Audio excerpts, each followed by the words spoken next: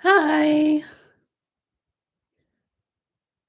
Probably going to be a very few people today since I didn't actually make it a video announcement about doing this. It's very last minute. Um, but I guess for the two of you who is here, we'll wait a little longer to see who else shows up, and I'll answer any questions you guys got. It's almost like a private one-on-one session then.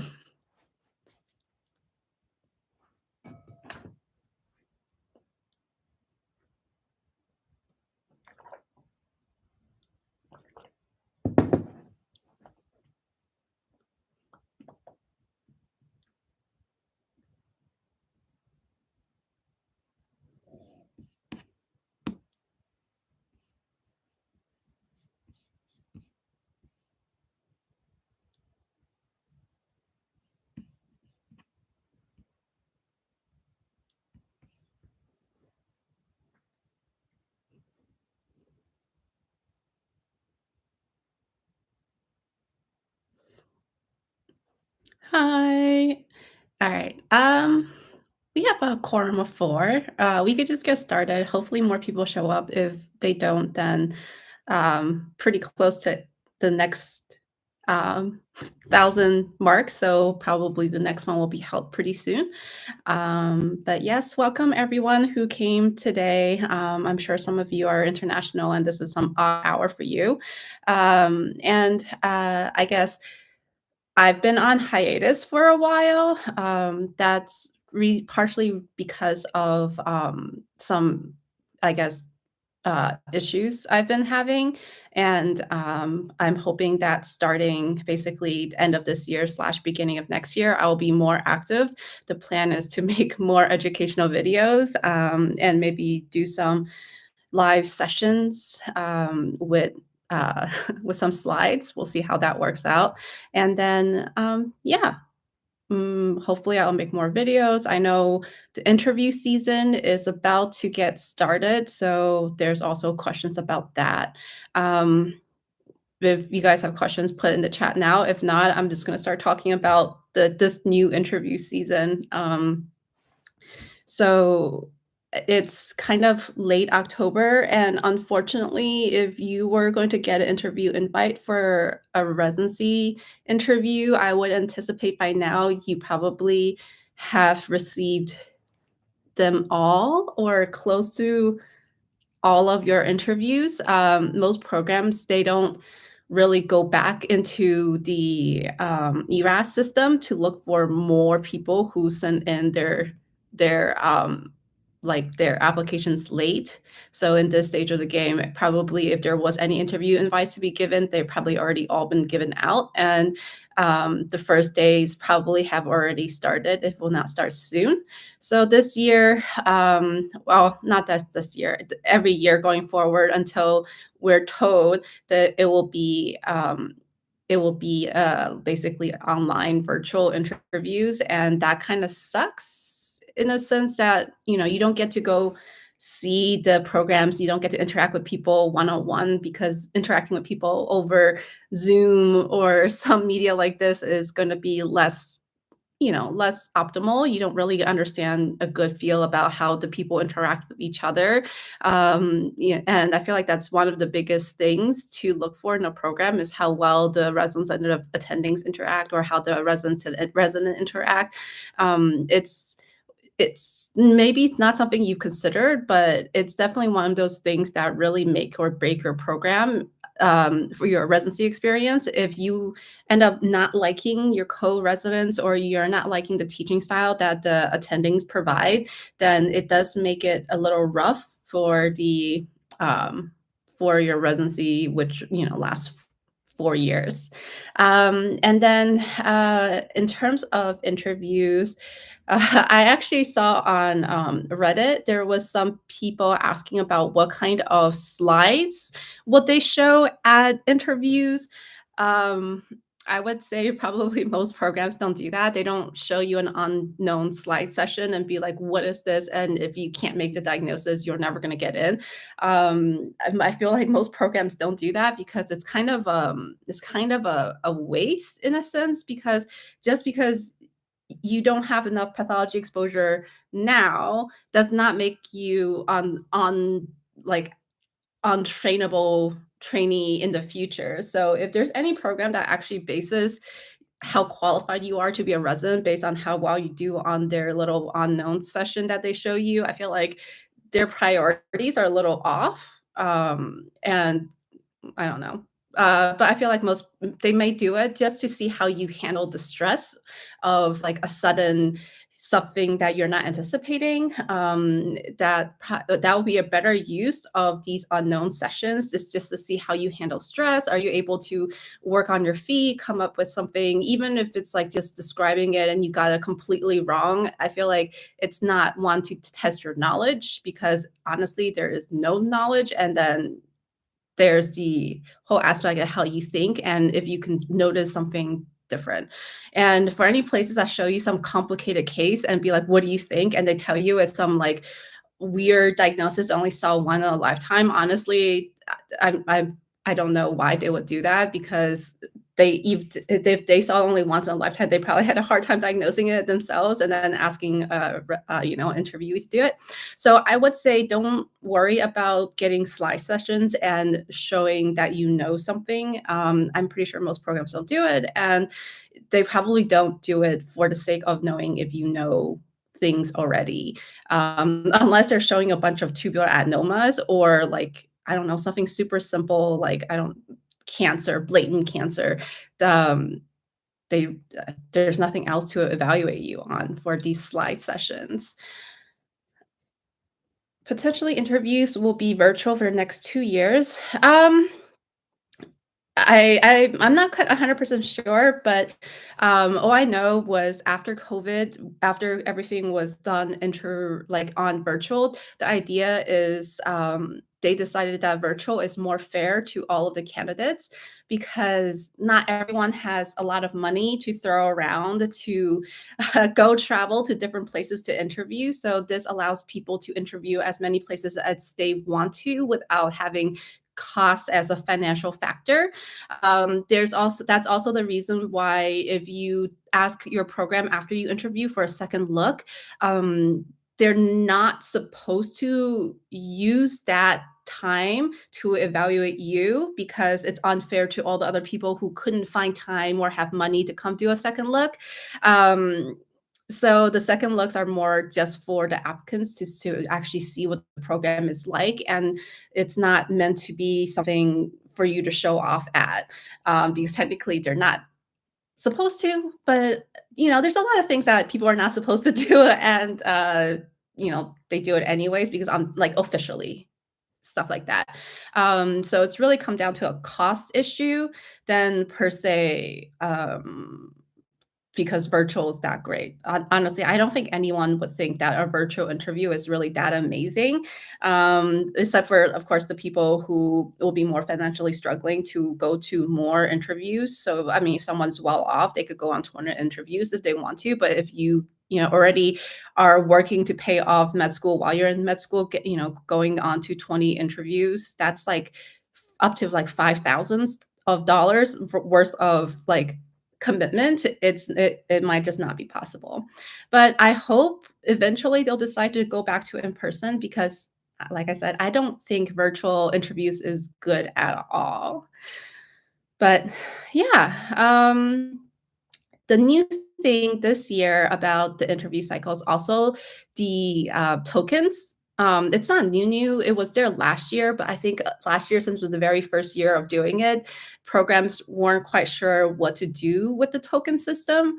So the token system, it might be a little too late to talk about it now, but the token system is basically what you give to the program saying, I'm really interested in you. And the idea is you can give more than one token to a program. So for example, if they allow, I don't know, you to have up to 5 tokens, if you give all 5 tokens to a program, that they know you really want them. But at the same time, if they don't want you, all 5 tokens are completely wasted. So I would say probably don't give anyone more than say 1 or 2 tokens, and that way you could spread the love a little bit for, say, your top 5 choices.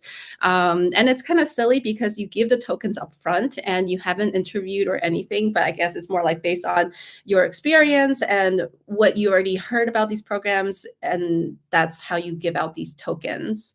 But if you didn't give a program a token and afterwards you think that they're really amazing, it's nice to let the programs know. I know some programs are gonna be like dead set, "Do not send me any more communication after we're done with the interview."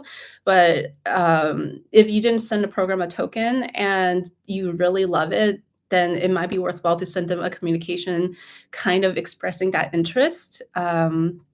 Yeah, that kinda letter stuff, I'll go more in detail, in the spring when it's closer to the match after everyone's done their interviews. And in terms of number of interviews, back in the day back in the day when everyone was going to places to interview, I think no one really go more on average, probably people go about 10 interviews in person because of the sheer cost. You're literally flying across country and going places, and some places will provide you financial support by saying if you fly there, they'll give you a hotel for free. But yeah, it's a pretty costly situation. But now that everyone's allowed to do virtual, I feel like programs are giving out a little bit more interview space as well as there's just more people who are going to say yes to interviews because the finances is no longer a limiting factor. So I honestly don't know what the average amount of interviews people are going to now, but if in the past 10 was a good average, I probably say now 15 to 20 might be a good average. But of course, if you know you're a top tier applicant, and some of you out there will know that you are a top tier applicant, you probably don't need to make that much extra effort. When I'm saying applying to these many places, it's more for applicants who are kind of mid tier or even low tier, and you just want to have as many options as possible because if you don't interview at a place, you won't have an opportunity to rank them. And if you can't rank them, then you'll never have an opportunity to go there. So, like I said, if you're from top tier, okay, let's see, what is a top tier applicant? It's usually someone who is a U.S. graduate from a MD or DO school. Unfortunately, it's kind of biased that way, but that is it. If you came from especially a well-known MD medical school, you have more sway than say if you came from some DO school that people don't quite know how it is. But that's also a little bit of bias. Of course, if you're international graduate, like from the Caribbeans or from a completely another country, that's a whole different spew of difficulty. Because of the acknowledged bias that people prefer US MDs and DOs. Um, of course, if you went to like one of the best universities of like whatever, say the US News top 50, top 100 medical schools or something like that, I would probably say that's kind of more of top tier. And then, of course, people probably look for.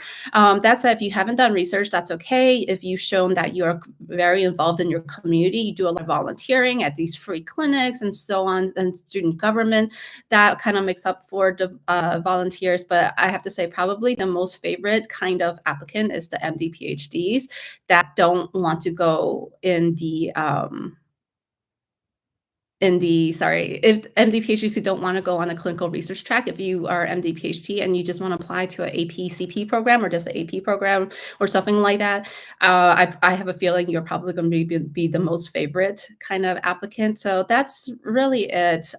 Good grades. It's really hard to actually evaluate good grades because every school evaluates their students differently. And especially if you're from a school that isn't well known, it's hard to evaluate what those grades of yours kind of look. So that's why some of the bigger names, they kind of understand if you say, for example, if you went to Harvard Medical School and you went through it, you got honors and high passes and stuff like that, that's kind of like, oh, wow, this person's very academically achieved kind of, blah blah. And of course, your step two, since step one is now completely pass fail, your step two score. I mean, the requirements that you just pass it. Of course, if you got like a 250 or 260 on step two, that's also something to show that you're well academically achieved. The reason we look at the scores not because, oh yeah, they're a good clinician that knows about OB-GYN and family medicine, is that your step scores are technically predictors on how likely you'll pass the board. And no program wants to accept students who are like academically struggling and won't pass the boards, because then, that looks bad on the program themselves, because they're basically graduating someone who isn't qualified to practice pathology. So yeah, stuff like that. Chili's subspecialty. Oh god, there really isn't a chillest subspecialty. It's really the chillest subspecialty is the subspecialty you love the most, because you will be happy doing it. For example, if you do a low volume subspecialty, and that really depends. Some places, like so ENT, they could be low volume at smaller academic hospitals versus a big major academic hospitals, because these major ENT surgeries are more complicated. So ENT could be lighter, where you do mostly, like sinus contents, you do some biopsies in the mucal, and things like that. You'll get a few parotid cancers every now and then. You're probably major larynxes, mandibles, maxilla, face sectomies probably won't be as many, so that would be considered, a chill if you went to that kind of hospital. But at the same time, ENT in other hospitals can be like crazy busy, because you have the surgeons who have the subspecialty to do these major surgeries. So that's going to be a tough one. There's really no chill subspecialty. I still think it's the one you love the most, because it will feel chill to you. You have interest in doing it and you love doing it. Things that are high volume 100%. Heme path is always high volume. GI is always high volume. Cyto is going to be high volume most of the cases. And derm path is going to be high volume. And then I'm not going to say thoracic probably is on the low volume side, but not many people, because it's a low volume kind of subspecialty, they're not going to hire you just to do thoracic, because if it's so low volume, you can't even get a good day's work out of it. They're going to make you sign something else out. So I wouldn't recommend picking a place that has a subspecialty that's, the chillest, per se. More something you enjoy. If you so happen to enjoy thoracic or yeah, that's really the only one that I could think generally is not that busy, because so many people are getting their their lungs cut out, because that has a significant mortality and morbidity associated to it. If you're on thoracic, the major stuff you do, of course, is the lungs, the lymph nodes in that area. You'll do the thymuses, and then you'll do, say, like the mesotheliomas. I think in most programs, thoracic is probably the lowest volume, or bone and soft tissue. Of course, it also depends on what kind of institution you go to. Those could be low volume, but do you enjoy doing it? If you don't, then you're going to hate your life, even if it's a low volume situation. So that's it. Any other questions? Please toss it in. There's not many people, so this is almost like a one-on-one. I could answer anything you could possibly think of. Even if you think it's embarrassing, you could ask it. This is kind of more like a private space, in the sense that I don't know who you are. No one online is going to know who you are. So it's a good place to ask questions that you might be more scared to ask, say, like attendings at your own institution, or when you're doing an away rotation. But yeah. Uh, so what else can we talk about? One of the questions I'm sure someone's eventually going to ask is digital pathology, and what is that going to do to us as pathologists? Digital digital pathology in the clinical application setting, it will only make the number of pathologists more, like, their lives a little easier. So right now, what we're having in the United States, I don't know about anywhere else in the world, but in the United States, we're currently having a pathologist shortage, and I think we're going to have a pathologist shortage going onwards. And one of the reasons to have this shortage is Pathologists generally have a pretty, low stress life, and a lot of the older attendings, they have no reason to retire even if they're 65 because they're like, "Yeah, I could keep doing this till I'm 70, till I'm 80, till I die." And there are attendings who do that. They, like, work and work until the day they die, and then they can't work anymore.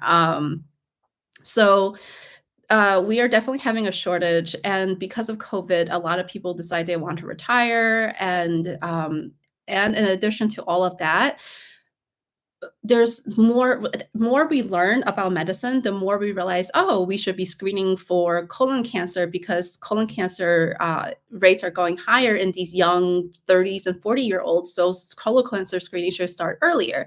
So that's more, endoscopies. People know better how to manage Barrett's esophagus, so that ends up being more endoscopies. Any better management for gastric IM, stuff like that. You just means more people, and the more older the people get, they're getting more and more scopes. So the GI issues, are getting worse. So that's why, for example, in GI, we're always going to have a shortage of GI. There's just so much volume and we don't have enough. So that's where AI is going to come in. So something that is almost unmanageable for one a pathologist to do with the proper digital, pathology um, applications, which not we don't have any right now. There isn't any. Um, with the right digital applications that will be developed in the future, my goal is to make my workload easier and I will spend less time working. So for example, I don't want to screen all of the completely normal colonoscopies because people start colonoscopy at 45 and most of the time people aren't going to have anything. And I don't want to waste my time looking at those biopsies because then it's like it's a normal biopsy. And when I see normal biopsies, at least for me, I'm like paranoid because I'm like, okay, it's a normal biopsy, but people say they saw a lesion here, then that means I might be overlooking something. So that actually I am spending more time looking at something which I know doesn't have anything in it. But someone says there's a lesion on endoscopy, and then I just get more paranoid. So in terms of digital path applications, what I want is a screening application that can look at specimens that um, just either forward to sign out or something along those lines so I don't have to look through it. And other possibilities is IHC evaluation. I'll order these IHCs and then digital pathology applications will tell me this is positive, this is negative, this is this portion of positivity, therefore it's positive or negative, blah, blah, blah, blah, blah, so on. All this stuff to make less work for me. And that's where I'm seeing digital path go. And it's more of a like an ancillary thing there that's going to help pathologists to handle the increased case volume while we cannot pump out enough pathologists out of residency training. What are my work timing? So it really depends on the amount of work I do. So for example, when I'm on GI biopsies, I have a case limit a day of 40 new cases, and 40 new cases can equate to like this little amount of work or to a lot of amount of work, depending. Like if I get a bunch of cases that are simple tubular adenomas and there's only one polyp a case, and that's super easy. But unfortunately here at Stanford, nothing comes easy. And what I end up having is a bunch of specimens that have an upper and lower endoscopy, has like eight different things. Or when I look at the PETS biopsies, there's usually like 14 different parts. So even though there's 14 parts, that's one case, and it's going to take me 20 minutes to go through all of that. And if all of it is like that, then you could add on times 40. And of course, there's the harder cases where I have to do research, order IHCs, follow-ups, blah, blah, blah. So I would say I've come to a place where I work no more than 8 to 9 hours a day.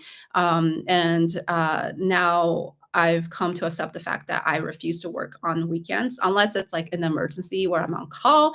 Because if I allow it, I can work every day of the year, and I just don't want that anymore. And that's kind of where I put my foot down. Now I've been attending for a while. I don't want to work late into the night. I don't want to work on the weekends.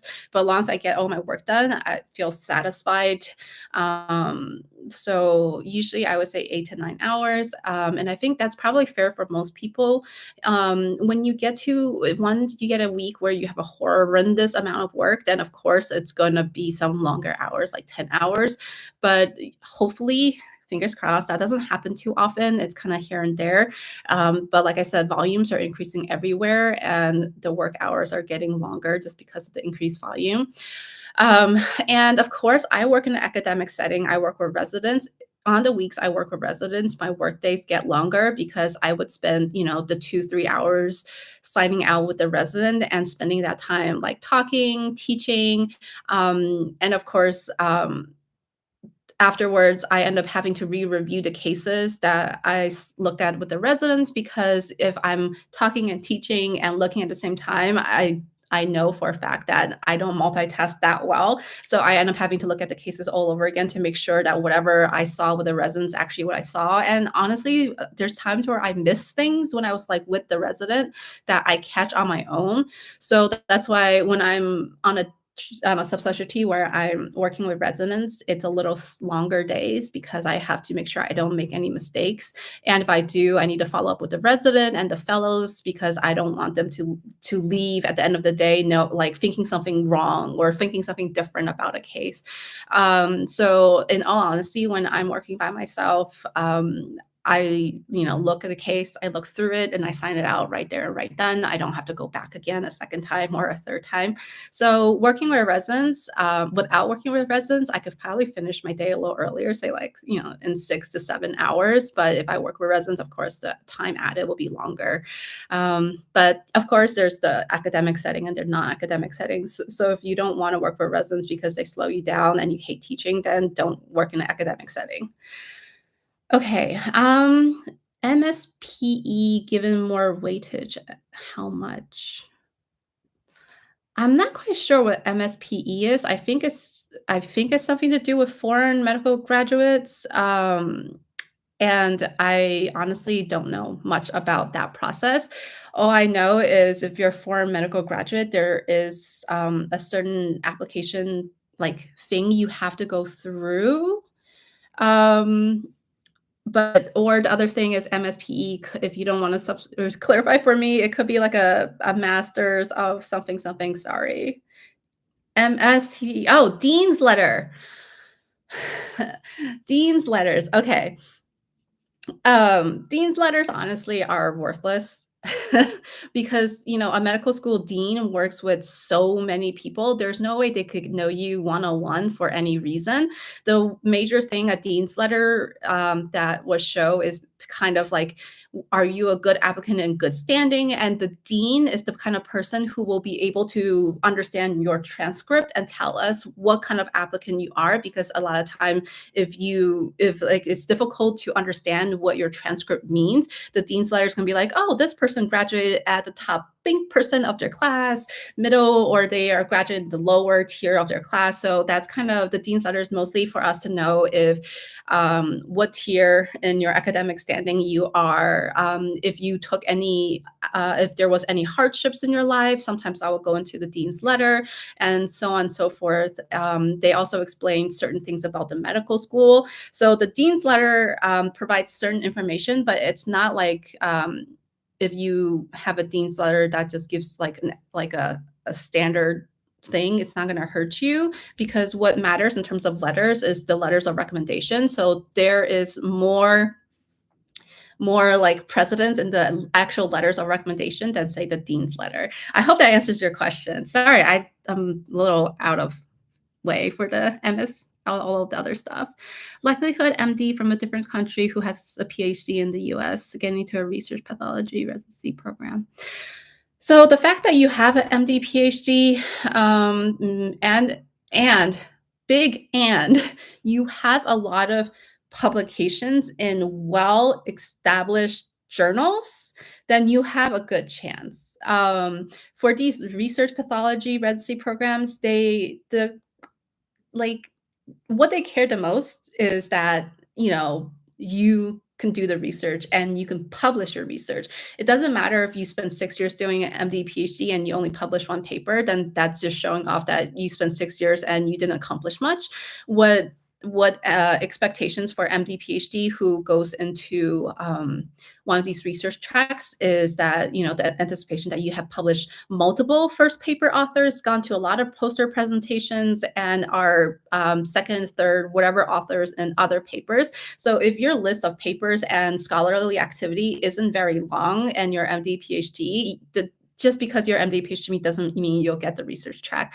And if you're just an MD who has multiple first author papers and like posters, presentations, all of that, it doesn't mean you cannot get into a research track without the PhD aspect. We don't really care if you have a PhD or not. We just kind of care if you have the research application. So if you're MD only, but you end up publishing 10 first author papers in the 4 years you're in your medical school, that says way much more than say you did MD PhD and then you spend 10 years finishing that whole thing up and you published one or two first author papers and went to one poster presentation. That doesn't say much at all. So yes, if you're MD from a foreign country, you got a PhD in the US, it's really coming down to the number of number of publications you have. Unfortunately, you need to show that you have a strong passion for research. And of course, your letters of recommendation from your research PIs, because if they wrote a letter, be like, you have a keen, inquisitive mind and one of the best PhDs I've ever worked with, stuff like that counts a lot. So just because you're MD PhD from a foreign country does not mean you don't have a chance. It just really comes down to the number of publications you have. Okay, next question. Research that important in applying. Research is only important to applying if you are applying CP only or if you are applying research tracts. If you are MD applying for an AP only track and you have 0 publications, that does not exclude you from an acceptance or invitation for interviewing. As long as you show that instead of spending your time doing research, you have done other stuff, like you went to volunteer at your student free clinic, you are, I don't know, a student government, I don't know, secretary, president, blah, blah. You are active in your student groups, you are active in other stuff. Then it makes up for the fact that you didn't do any research because you were so busy doing all the other stuff. If you are applying for CP onlys get a lot of traction from MD PhDs. Um, uh, because a lot of people do some path related PhD topic and they realize that's what they want to do for the rest of their lives. So that's where you be competing against the MD PhDs with all their research. And then if you're doing CP only and you don't have much research, that's a huge ding on you.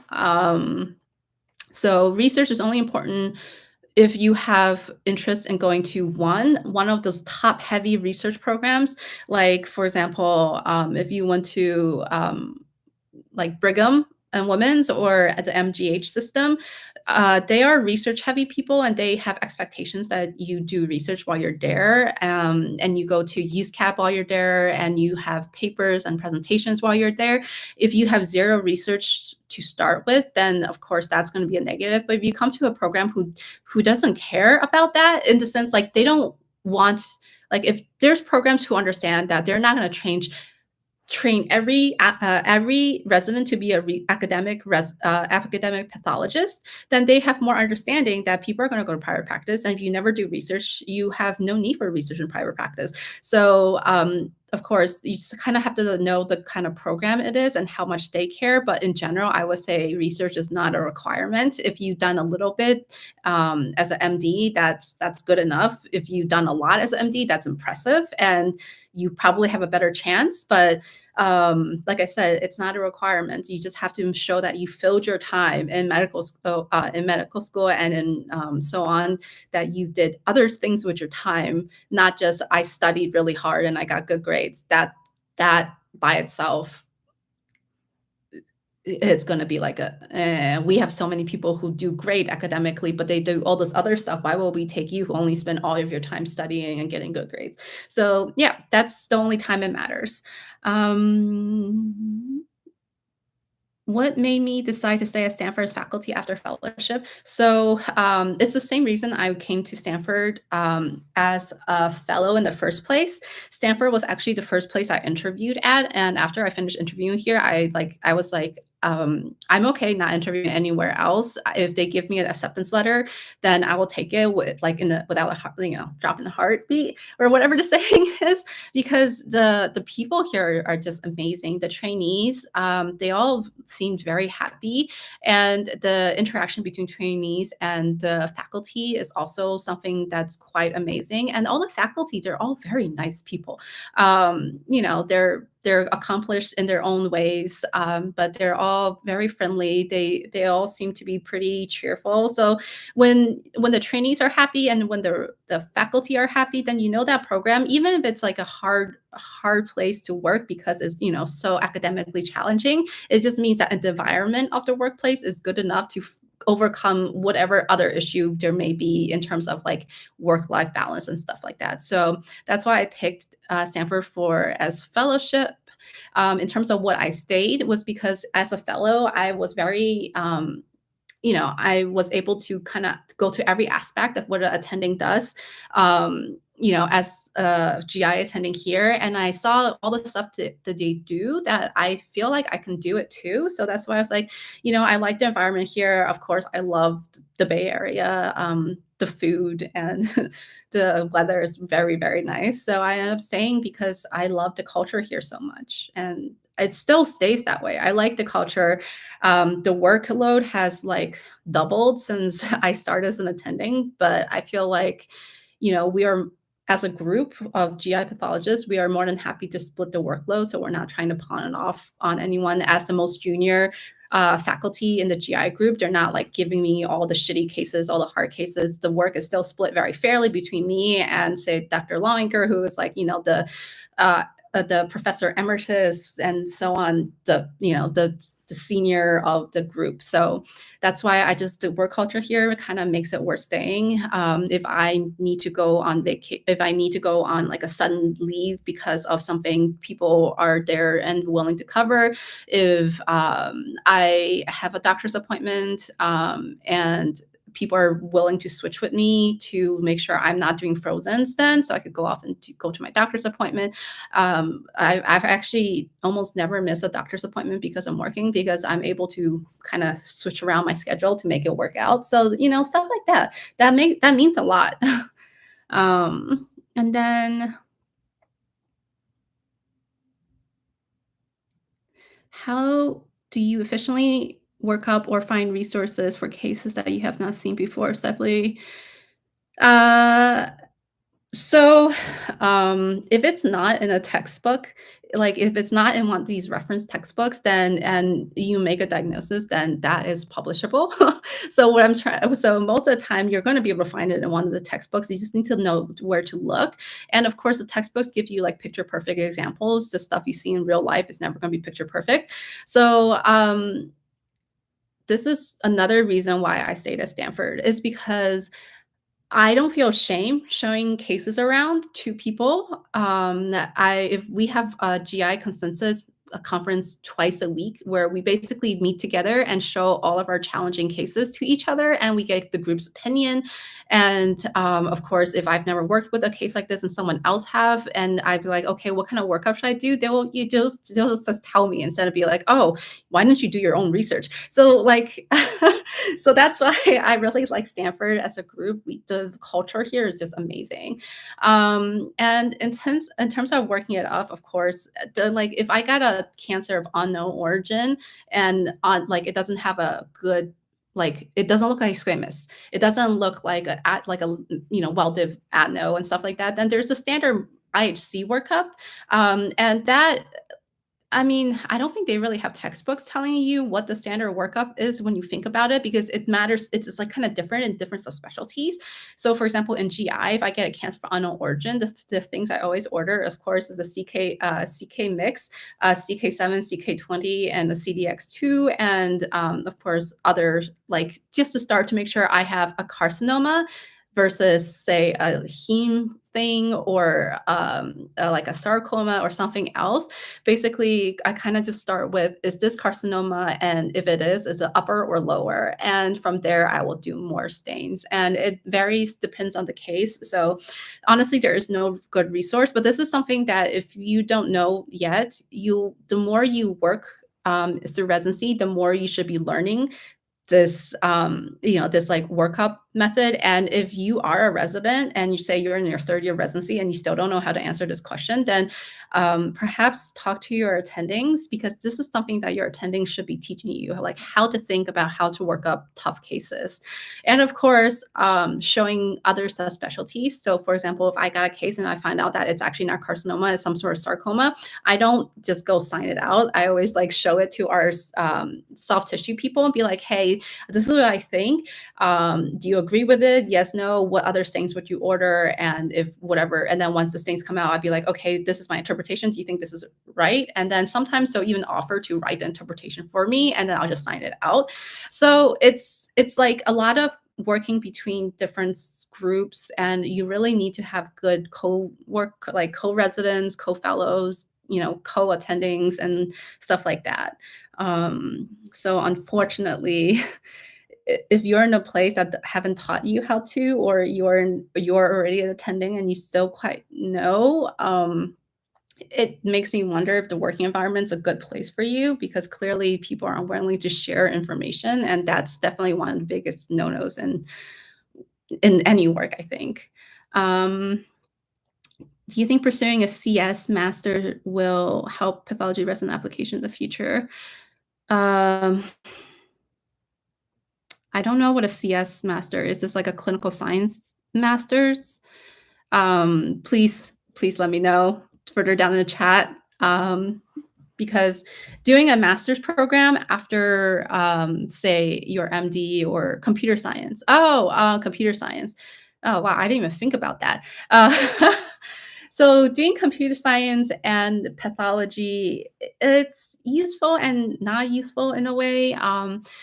So one of the biggest subspecialties, not just in pathology, but in medicine overall, is informatics. And informatics is something that the more we have advanced technology, the more the computer programming is, the better the digital path, the more informatics we're going to need. So yes, if you have that background, it's useful, but do you need it? Not really. And for most places, if they don't have that advanced, like advanced need for informatics, um, they're probably not going to see it as anything. It's just more one more year that you did that, if you did well on and you were able to publish papers in or something like that, that will help.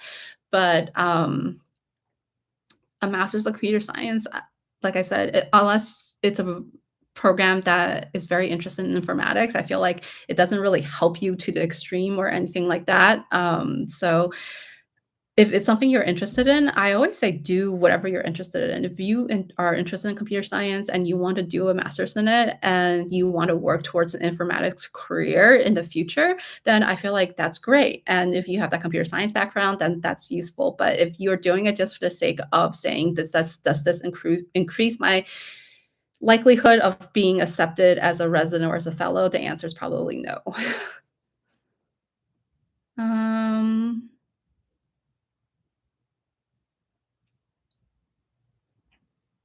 Um, is it possible to combine clinical practice with research professorship at a university? Yes, yes. If you're working at a research in like an institution, you are required.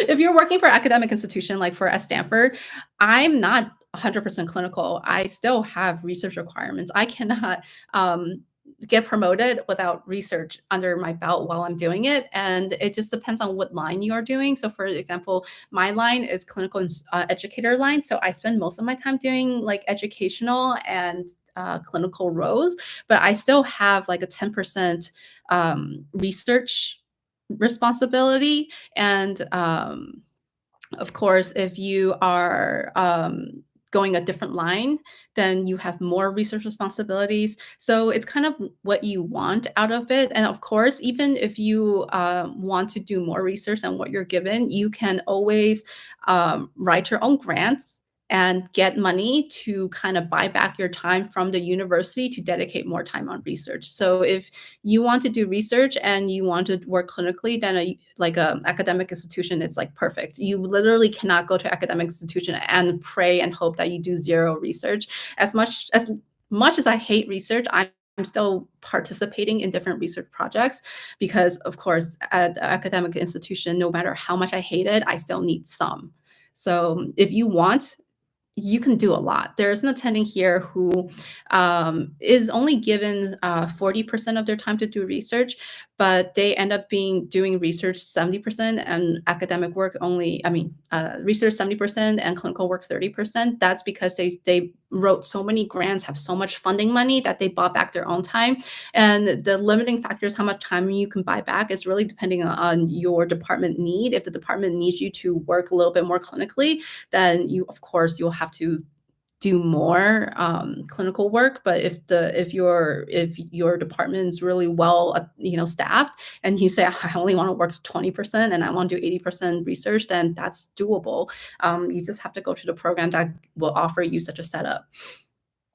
Um, Sorry if you already answered. Curious on your take on longevity of pathology as a career regarding. Yeah, so, yeah, I did talk about this really briefly. Having AI, I don't see it preventing me from a long pathology life, and if you're going into it, you're not that much behind me, so if I have no issues with pathology, a career till, like, I could probably work till I die, which I don't want to, but, if there's no issues with that, I don't see AI taking our jobs. AI is only gonna make our jobs easier so we can handle more cases, because unless we keep up with training enough applicants to fill the need for pathologists, we're always going to be understaffed, and AI is only going to help us feel less understaffed because then they can help us manage certain like boring things we don't want to do anymore. We've looked at pathology outlines since COVID. The job market is like really hot and everywhere is looking for pathologists. And that's like just the people who post on pathology outlines. That doesn't mean that's all of the jobs out there. There's a lot of like private practice jobs that comes down to word of mouth kind of situation. So and also our academic jobs, not every academic job they'll post onto these things because they try to do it word of mouth, or like if they have an internal candidate, they don't even bother posting it because they're just let the internal candidate go. So the job market is very hot.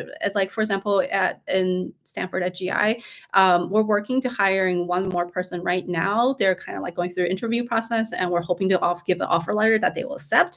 But even after they come, we're still like another pathology attending shorts. So I'm hoping that after this search, we'll start a new search to be fully staffed. But this is like everywhere. Everywhere is kind of short staffed. So I don't think you'll have problem finding jobs in the future. Mm. Thank you.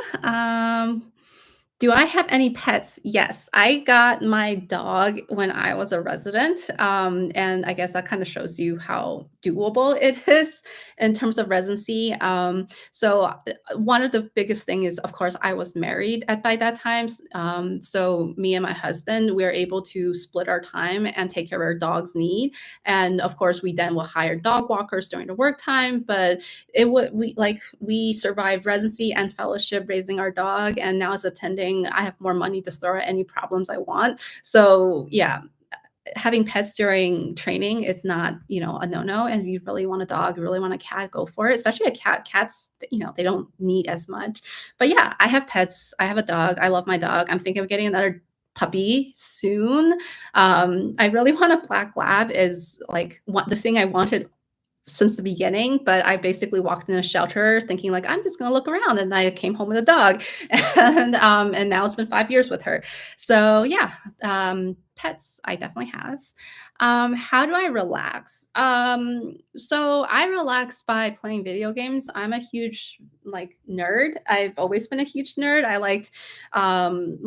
like video games. I like watching anime. I do like things like like jewel art. I don't know if you guys know this, but it's like, it's like a sticky pad and you get this little jewels and you basically stick it to the sticky pad. And in the very end, you have a picture.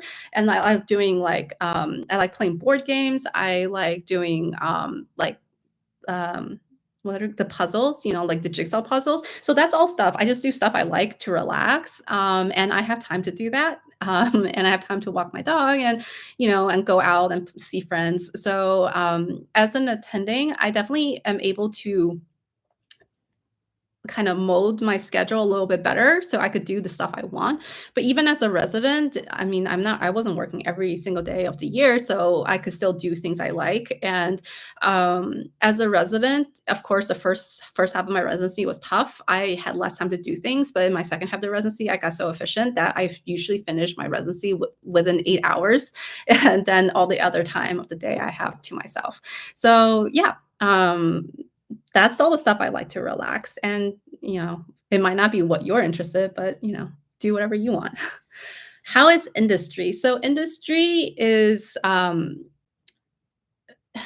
don't know, industry is industry. You get paid not not as good as private practice. So if you want to be a pathologist and you want to get paid a ton of money, you want to join like a medium-sized, small to medium-sized group where you can get partnership and you actually partly run the program, have ownership of your group, and that's how you make like $1 million as a pathologist. Is you are private practice and you take a high volume of cases, and of course you can moonlight on the side, be like, oh, if some places I could do like per diem and stuff like that. So that's where you make the big bucks. You don't make the big bucks working for an academic institution. You make the littlest bucks working for academic institution, and industry is kind of just there in between. You make good money, but you're not going to make as much money as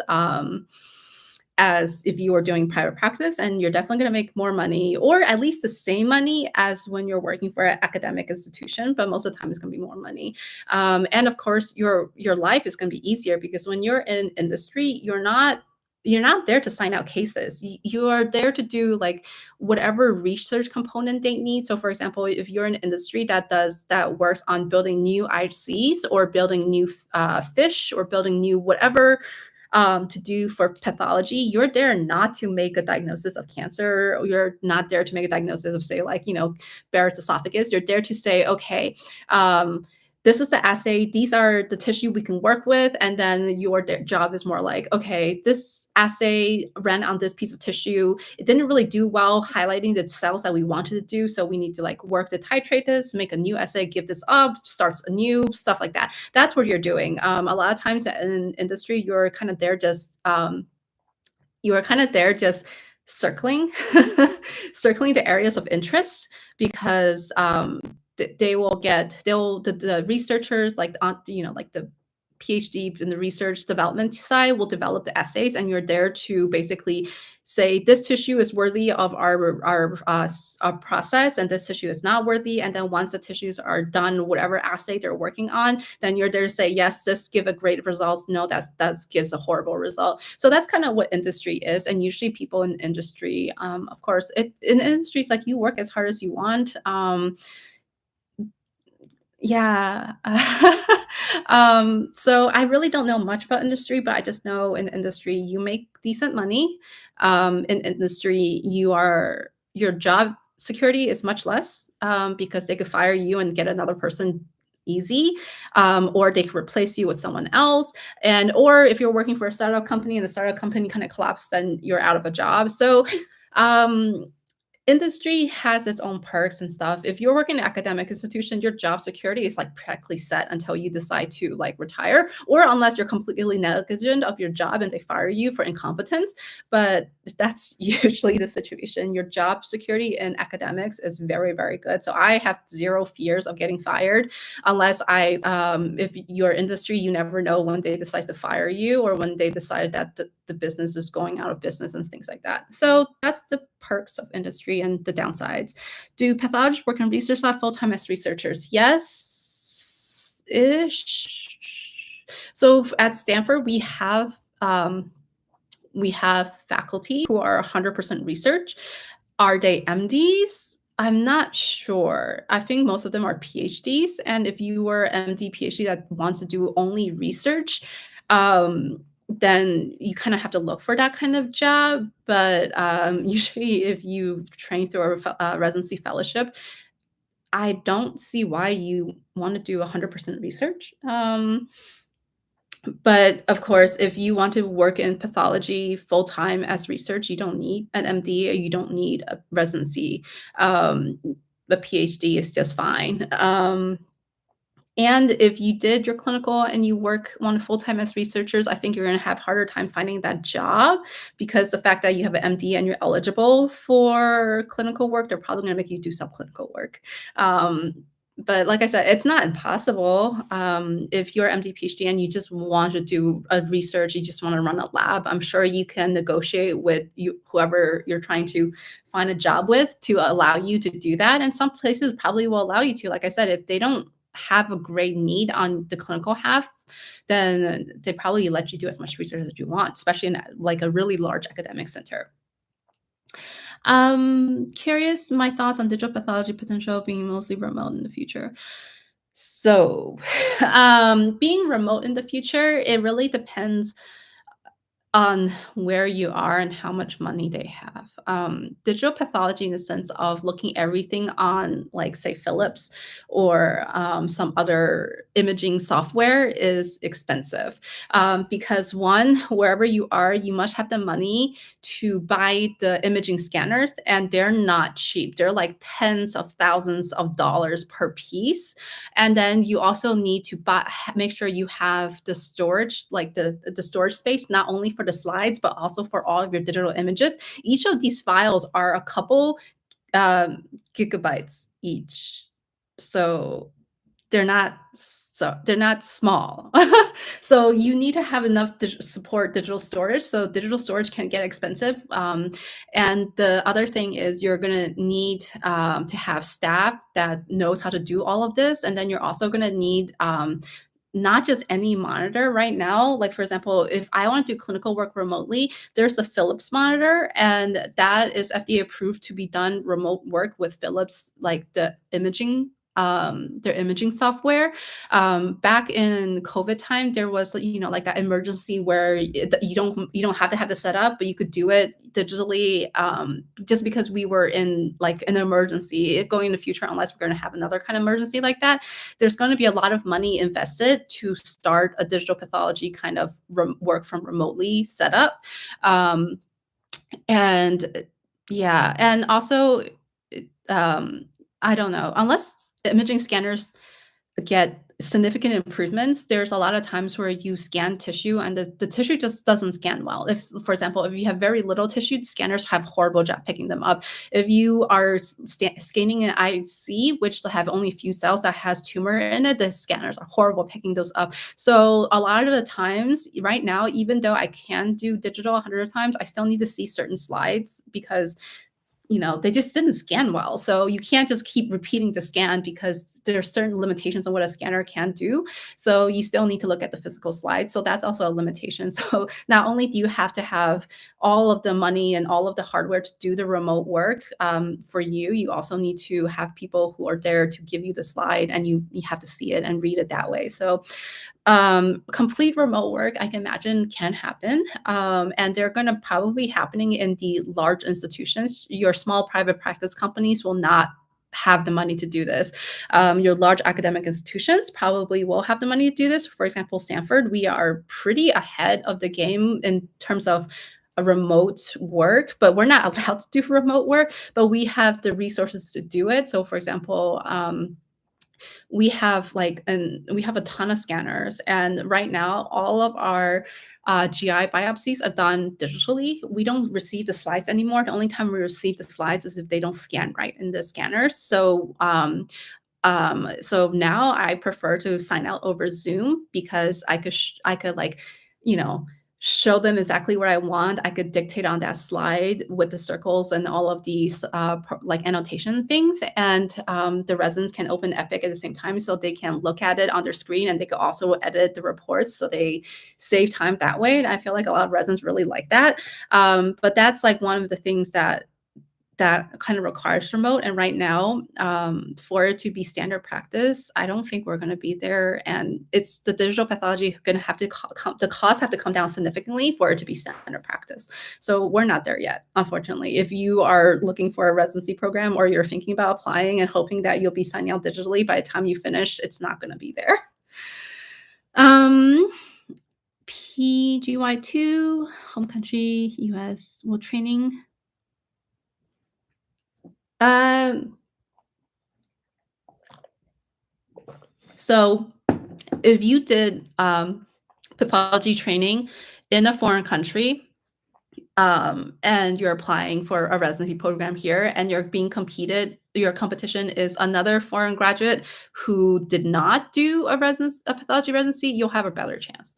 And that just said is because if you already have some pathology exposure, especially if you've been doing it for a couple of years already, then the program knows that they don't have to invest as much time and effort to train you. And when you come in as a first year resident, you're far more capable. So yes, having that kind of training in a foreign country and then trying to match for a residency, that is a helping factor. Oh my God, so many people from foreign countries.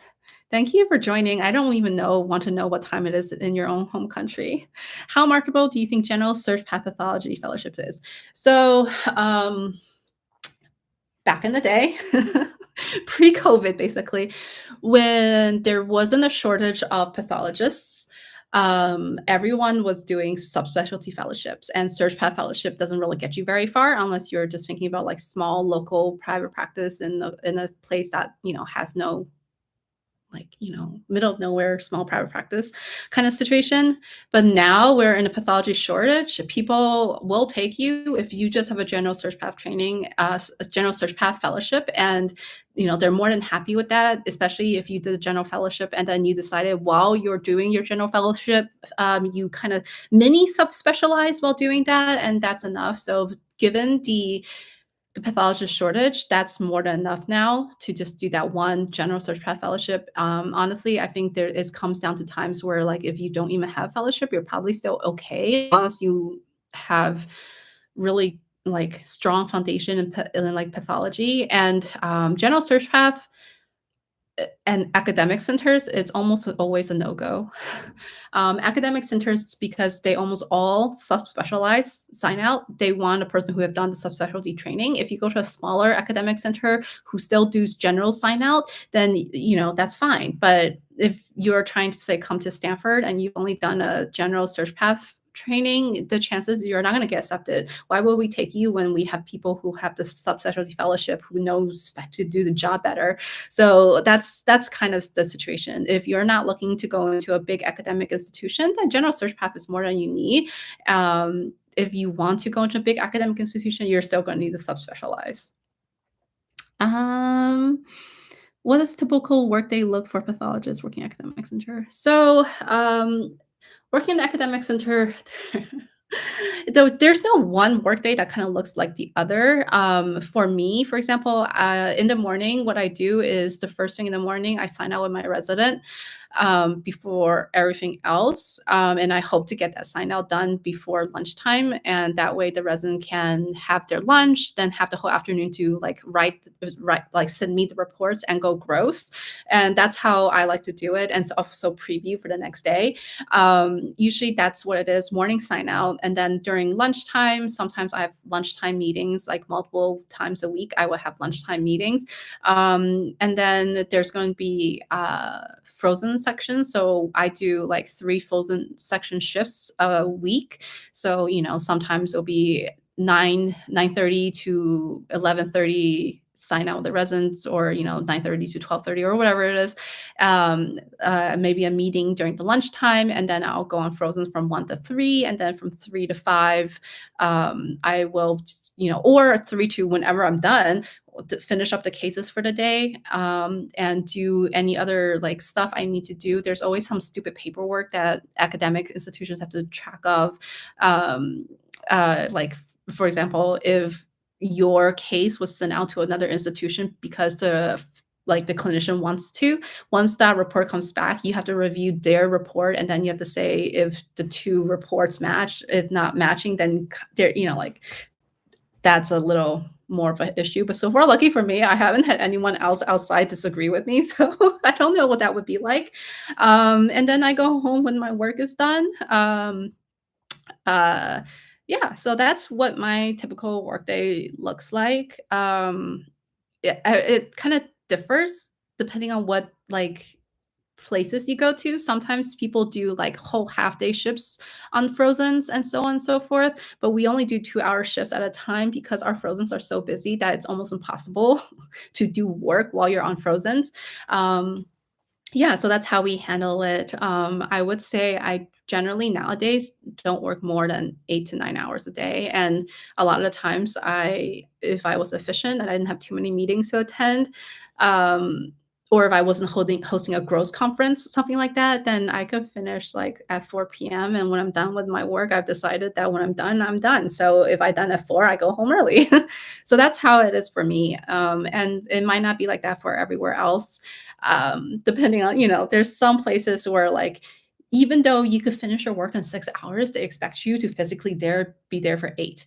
There's places like that, and if you don't like that, then don't work for places like that. I know it's easy for me to say that, but you just have to be aware. Some places, even though the workload isn't that high, they kind of expect you to be there. And if, say, the chair of the department comes around at 5:30 and they don't see you very frequently, that may become an issue. And I could tell you, Stanford, that doesn't happen. No one tracks where I am at any time. So yeah, that's why I like where I work. And I think we've been doing this for a little over an hour, so let's wrap it up. And then hopefully we'll reach um, the next one. I guess is 8K. We're almost like more than halfway there, so we'll have the next one soon. All right, thank you for everyone for coming and always asking your questions and hear me ramble. And then I'll just see everyone next time. Bye.